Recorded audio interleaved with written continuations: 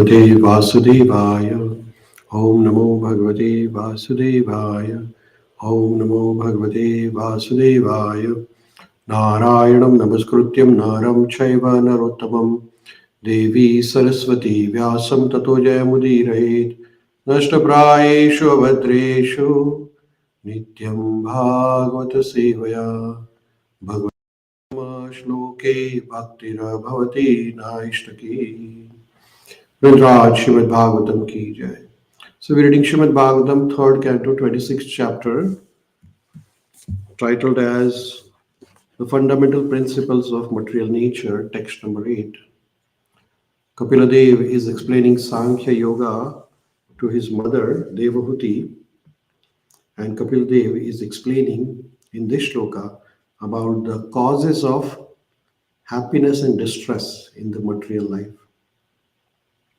The current life is called as conditional life, in which a living entity accepts a particular type of body, either the body of a man or human being, or body of an animal, insect, bird, and this is according to one's karma in the previous life.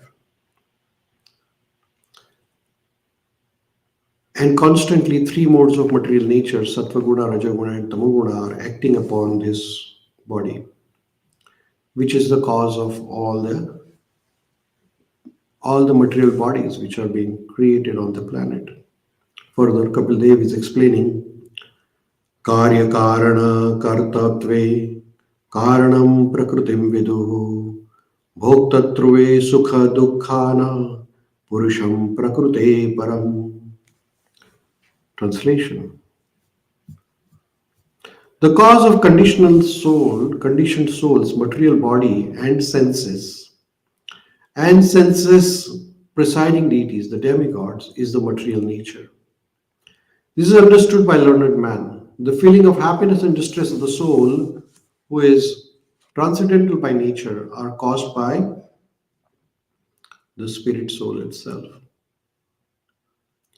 So here the shloka mentions that whatever the happiness and distress, good things or bad things happens in our life, this is by our choice.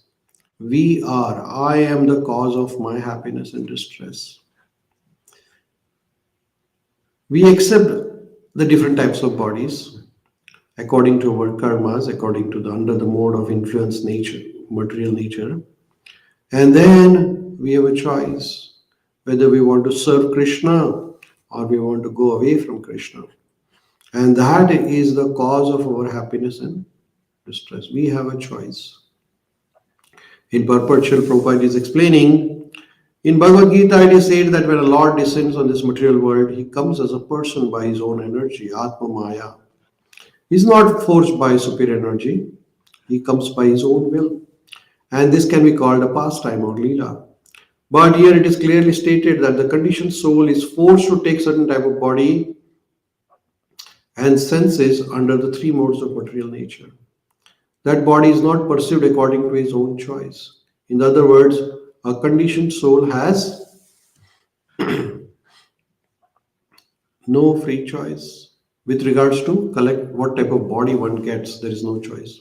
He has to accept a particular type of body according to karmas. But when there are bodily reactions as felt in happiness and distress, it is understood that the cause is the soul himself. If he desires, the spirit soul can change the conditioned life of dualities by choosing to serve Krishna. So if we choose to serve Krishna, we can change our life. The living entity is the cause of his own suffering. I am the cause of my suffering. And I am the cause of my happiness. When I choose to serve Krishna, a suitable body is offered by Lord Krishna. And the spiritual energy of the Lord, who is the internal potency, facilitates this. And when he wants to satisfy the senses, the material body is offered, right? So if I want to enjoy the bhoga, enjoy the body, then Krishna will say, Tathastu, get the material body. And when I want to serve Krishna, Krishna will give the body accordingly. Krishna is there within our heart. He is the one. He notices what are our desires, what is my choice, and then he will facilitate accordingly. Thus, it is his free choice to accept spiritual body or material body. But once the body is accepted, he has to enjoy or suffer the consequences. So, according to my free choice, I will get my body. Whatever the activities I choose to do, Krishna will offer it. If you want to eat meat, Krishna will give you the tiger's body.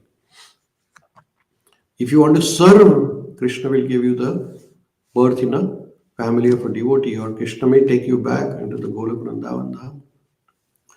The Mayavadi philosopher's presentation is that the living entity enjoys his pastime by accepting the body of a hog. This theory is not acceptable. However, because the word pastime implies voluntary acceptance for enjoyment, therefore, this interpretation is misleading. It is not a pastime for the materialistic people like us. It is enforced. We are forced to take birth. Krishna takes voluntarily appearance. Krishna decides where you want to come, who can be his father, mother. But we do not have that choice. So our appearance, our body, birth and death is not a pastime. It is pastime for Krishna. So in this way, this shloka, Kapil Dev is explaining to Devahuti that all the living entities are having a choices.